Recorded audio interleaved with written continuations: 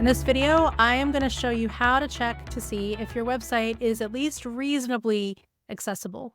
And I'm going to do that with an automated tool, but I do want to mention that the best way to check for accessibility, or one of the best ways to check for accessibility, you can totally fine to use automated tools, but you really want to get people to test the website for accessibility. So people specifically that have disabilities that you're trying to test for. We're going to use the Web Content Accessibility Guidelines. They're available at w3.org/TR. The current one is WCAG21. So you can go to that website, you can read through the accessibility guidelines, see what they are, and then you can try it yourself. You can have an accessibility expert look at it for you. But if you just want to get some idea of any accessibility issues on your website, then you can use this lovely tool here, which is WAVE, W-A-V-E, from the WebAIM folks. And it's a free tool. It's at wave.webaim.org. And you can see here, you can just type in the webpage address and it will test your website's accessibility. They do also have browser extensions. So if I click here where it says browser extensions, we can see that I've got extensions for Chrome, Firefox, and Edge. It's got some instructions on using it. So it'll just show up as an extension on your browser, and the results are pretty much the same whether you use the extension or you use the website. So it's up to you which one you use. So anyway, I'm going to type in the URL of my website. So I'm going to check highwaysandhops.com, and let's see what we get. All right, here it loads. So we can see here that I get a summary, and I've got 8 errors, 6 contrast errors, 23 alerts, 22 features, 25 structural elements. You don't really need to worry about these two down here at the bottom, but you do need to worry about the errors, the contrast errors, and the alerts. Those are really important for you to try to fix if you can.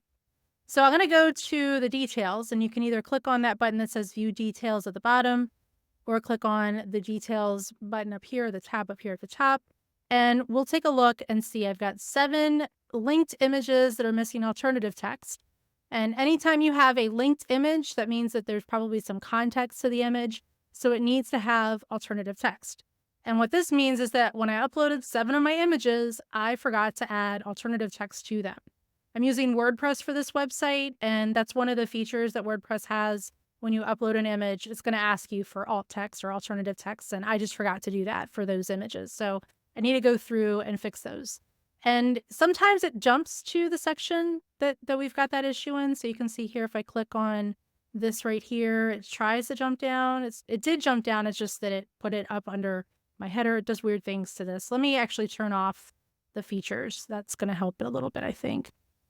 Turn these off so that they're not quite so big. And I'll turn off the alerts for right now too, so I can see this a little bit more easily. And I'll turn off the contrast errors too. So we're going to just focus on the errors. If I click on this icon again, you can see here that it's highlighting this image, this image, this image. It's highlighting most of them. I've been bad about adding my alternative text. So all of these thumbnails, the featured images from all of these blog posts, I need to fix the alternative text in there. I need to add alternative text. And the alternative text is just something describing, just a brief description of what's in the picture, because there's some context in there. So for this, I would probably write a sign that says Berkeley Springs State Park left 1/4 mile, something like that. This would be the tap room inside of Couch Dog Brewing Company in Salem, Massachusetts. So I would just go through and add the text for those. Pretty easy to do. Now, another one that we've got here is empty link. Let's see if I can find that one. Sometimes these are a little bit harder to find. Let's see if I can scroll through and find it. Yeah, I don't see it in here.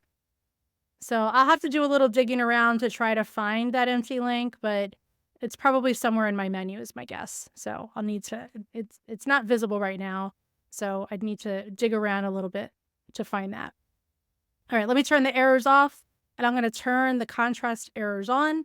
And we can see that I've got contrast errors for this text up here and the text that's on this dark background. Now, if I was to look at this through a web accessibility image checker, it's probably okay. The contrast is probably okay, but I might want to make the overlay over this image a little bit darker to make it a little bit easier to read this text. But that's what that means. The contrast error means that the color of the text versus the color on the background, there's not enough contrast between the two.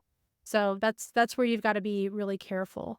And we can see up here, especially if I scroll down a little bit, it could be that this background color here and this color over here, actually that gray, probably doesn't have enough contrast. I'd probably want to make that a white instead of a gray. There's not a huge amount of contrast between them. And I know that there's enough contrast between the blue and the white because I've checked it using color.adobe.com. So color.adobe.com. If you go to create and then you go to the accessibility tools, you can check any text color with any background color. You can see here that my contrast ratio is fine for both of those. It's 11.5 to 1, which is fine. And it works fine for each of the different sizes of the text. So not too worried about that. But if I go back here, again, it's probably that gray that's over the blue. So I'm not too worried about those. Again, I might make this a little bit darker to make sure that it's definitely accessible. So let me turn those off, and I'm going to turn my alerts on. And so my alerts, I've got an error here, an alert here. This is probably the nearby image has the same alternative text. That is probably something that the theme is doing with the logo. That's my guess. I probably have multiple versions of the logo. In the theme, it's probably displaying an SVG for people that can see that and a PNG for people that can't. So that's probably why it's doing that. Down here, I've got nearby image has the same alternative text. That might be for this as well. Yeah, it looks like it's for that as well. I've got a few that say too long alternative text. So that looks like it's for this one. It looks like for these. I'm not sure because the alternative text is not on the image. It's probably going to be the alternative text for the link. And then here, again, I've got a few other issues here. I've got a possible heading that was skipped or wasn't used. Let me see if I can find it. Sometimes these are a little bit tricky. I don't see that one right there. Skipped heading level. That's that one. And then the redundant link, I do know what that issue is. That is going to be, if I go down here, these links are redundant because the images also link to the same website, the same URL. So these link, the image and the heading both link to the same content. So it's possibly redundant. The way to fix it would be for me to turn off the link on the images, which I can do in the theme. And then if I wanted to, I could also look at the features and I can just see what I've done right. You can see a lot of the stuff is done right. I've got my alternative text on only 3 of my images, so I've got to stop slacking on that. You can see here's an example, 2 flights of cider from High Limb Cider.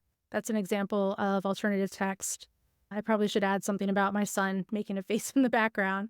And then you can see this one, it says Sam Adams Tap Room. So anyway, the Wave tool, really good one. Check it out.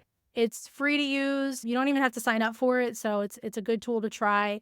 And I do recommend checking at least your homepage. Check as many pages on your website when you're doing this, but at least check your homepage and make sure that it is accessible as possible. Thanks for watching, and I will catch you in the next episode.